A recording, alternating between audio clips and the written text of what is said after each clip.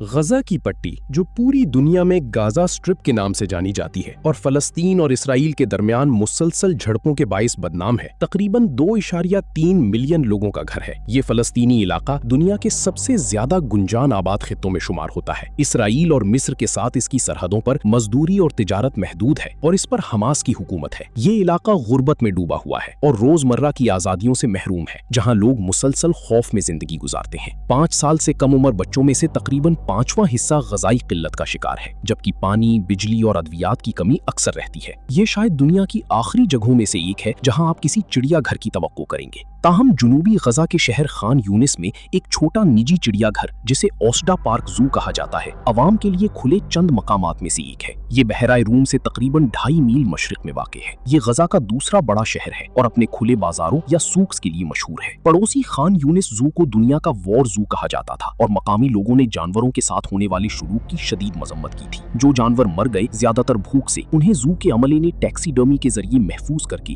آنے والی مہمانوں کے لیے رکھ دیا تھا۔ در حقیقت جو جانور ابھی بھی زندہ تھے، انہیں بھی مردہ جسموں کے ساتھ رہنا پڑتا تھا، اور ایک کیس میں ایک مادہ شیرنی کو اپنے سابق ساتھی کے محفوظ شدہ مردہ جسم کے ساتھ پنجرہ شیئر کرنا پڑا۔ خوش قسمتی سے وہ چڑیا گھر 2016 میں بند ہو گیا، مگر اوسدا پارک زو 2010 میں ایک تفریحی کمپلیکس کے حصے کے طور پر کھولا گیا تھا۔ یہاں جانوروں کے ساتھ بھی ویسا ہی برا سلوک کیا جاتا ہے جیسا پڑوسی چڑیا گھروں میں ہوتا تھا، اور اسے بھی جانوروں کی تکلیف کے باعث شدید تنقید کا سامنا ہے۔ مگر کچھ لوگوں کے لیے یہ ایک تفریحی مقام ہے۔ یہ غزہ کے خاندانوں کے لیے ایک دن کی تفریح فراہم کرتا ہے، جہاں پہلے ہی بہت کم سہولیات موجود ہیں۔ مقامی حکومت کے وسائل جنگ پر خرچ ہو رہے ہیں اور تقریباً 60% غربت کی شرح کے باعث پارک کے جانوروں کے لیے فنڈز نہ ہونے کے برابر ہے۔ انہیں طبی سہولیات میسر نہیں اور خوراک بھی بہت کم ہے۔ کچھ جانور بھوک کی حالت میں ہیں اور مختلف خیراتی ادارے وقتاً فوقتاً انہیں بہتر زندگی دینے کے لیے ریسکیو کرتے رہے ہیں۔ پارک میں روزانہ اوسطاً 50 افراد آتے ہیں جو تقریباً $0.50 داخلہ فیس دیتے ہیں، لیکن بڑے جانوروں کو کھلانے کے لیے روزانہ $30 سے $40 خرچ کرنے پڑتے ہیں تاکہ 20 سے 30 کلو گوشت خریدا جا سکے۔ اندر موجود جانور شدید بھوک کا شکار ہیں اور بھوکے جانور انتہائی خطرناک ہو سکتے ہیں۔ 2 مئی 2023 کو 6 سالہ حمادہ اپنے خاندان کے ساتھ چڑیا گھر آیا ہوا تھا۔ وہ گھومتے ہوئے شیر کے باڑے تک پہنچی جہاں ایک نر اور ایک مادہ شیر موجود تھے۔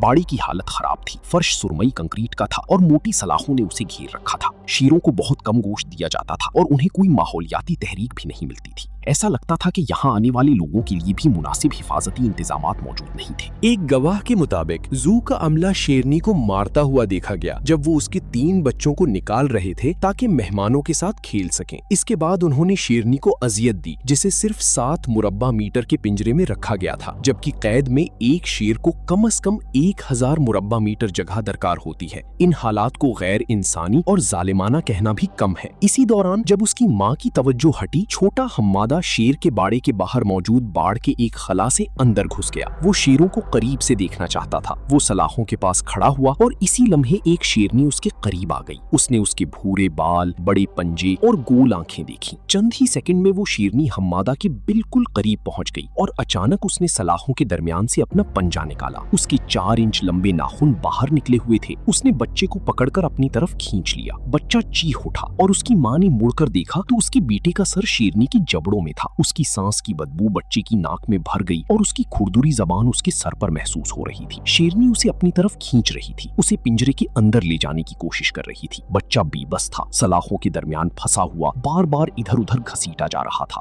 درد ناقابل بیان تھا جب شیرنی کے دانت اس کی کھوپڑی میں دھنس گئے۔ سیکیورٹی عملہ فوراً پہنچا۔ انہوں نے بچے کو کھینچنے کی کوشش کی مگر شیرنی نے چھوڑنے سے انکار کر دیا۔ اس کے 3 انچ لمبے دانت اس کی کھوپڑی پر جکڑے ہوئے تھے، خون بہ رہا تھا۔ آخرکار عملے نے شیرنی کو مارا پیٹا، تب جا کر اس نے بچے کو چھوڑا مگر نقصان ہو چکا تھا۔ حمادہ کو فوری ہسپتال لے جایا گیا مگر زخم بہت شدید تھے اور وہ اپنی ماں کے سامنے دم توڑ گیا۔ یہ ایک نہایت افسوسناک واقعہ تھا اور غزہ میں کسی جنگلی جانور کے ہاتھوں ہلاکت کا پہلا کیس تھا۔ بتایا جاتا ہے کہ غزہ میں تقریباً 40 بڑی بلیاں اب بھی قید ہیں جنہیں مصر سے اسمگل کر کے لایا گیا تھا اور وہ ساری زندگی تکلیف میں گزار رہی ہیں۔ 4 پاز نامی ادارہ پہلے بھی غزہ میں جانوروں کو بچانے کے کام میں شامل رہا ہے۔ ایک اور چڑیا گھر رفا زو کی حالت भी इंतहाई खराब थी, जहां जानवर रॉकेट हमलों का शिकार हुए। एक शेरनी के नाखून निकाल दिए गए जिससे उसे शदीद इन्फेक्शन हो गया और 3 बच्चे सर्दी से मर गए। 2019 में फोर्ट पॉज ने 47 जानवरों को बचाकर महफूज मकामात पर मुंतकिल किया, मगर ओस्डा पार्क जू के लिए ऐसा न हो सका। ये चिड़ियाघर न सिर्फ फंड्स की कमी के बायस जानवरों को भूखा और जारहाना बनाता है, बल्कि यहाँ हिफाजती इंतजामात भी नाकाफी हैं। बरतानिया जैसे ममालिक में चिड़ियाघरों के लिए सख्त कवानीन है, जहाँ जानवरों की फलाह के लिए 5 बुनियादी उसूलों पर अमल किया जाता है: भूख और प्यास से आजादी, तकलीफ से आजादी, दर्द और बीमारी से आजादी, कुदरती रवैये के इजहार की आजादी और खौफ से आजादी। वाज़ेह है कि ओस्डा पार्क जू उनमें से एक भी उसूल पूरा नहीं करता। हमादा की मौत के बाद चिड़ियाघर को आर्जी तौर पर बंद किया गया, मगर इम्कान है कि ये दोबारा खोल दिया जाएगा और जानवरों पर जुल्म जारी रहेगा। हमादा के खानदान ने अपने बच्चे को अपनी आंखों के सामने मरते देखा। ये एक जंगज़दा इलाके में एक मासूम जान का अलमनाक अंजाम था। हुक्काम के मुताबिक बच्चे ने खुद बाड़ अबूर करके अंदर छलांग लगाई थी, मगर खानदान के मुताबिक ये मुमकिन नहीं लगता कि किसी ने उसे ना देखा हो। बहरहाल ये एक दर्दनाक वाकया था और इसके बाद जानवरों की हालत बेहतर बनाने और हिफाजती इक़दामात सख्त करने की आवाजें उठी, मगर अब तक कुछ नहीं बदला। और जब तक हालात ऐसे ही रहेंगे, ये सिर्फ वक्त की बात है कि कोई और हमादा की तरह अपने खौफनाक अंजाम से दो चार हो जाए।